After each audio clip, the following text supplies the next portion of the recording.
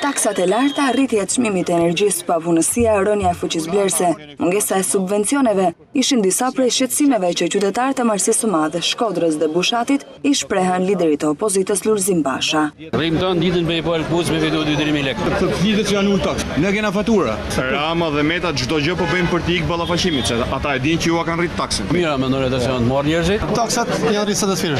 2013, 164.000 lekë. Unë 2015, shkon 210.000 lekë. Populli po i thot qeveria o pranon rritjen e dritave, pranon rritjen e taksave, ose merrni rrugat e ikni në Brazile.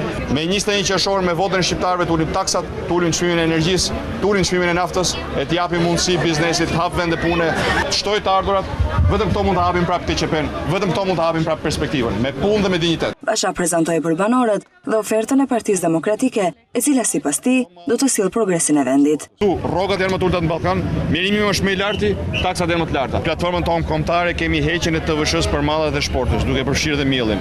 Shkoni thotë paguni parat atje të kompjuterit, nuk di gjë sa dojnë me shkruaj. Nuk vjen me po as saata as vjen. Kush ka 2 vjet që nuk. Po. Oferta Partisë Demokratike propozon 25% uljen e çmimit të energjisë dhe faljen e kamatvonesave për gjithë shqiptarët. Edhe akuzat për blerje votash kanë qenë pjesë e diskutimeve të Bashës me qytetarët. I bëj thirrje gjithë popullit Shkodrës dhe popullit shqiptar, s'ka të majtë të vjat. Fukarallaku është i njëjtë për gjithë. Nuk do të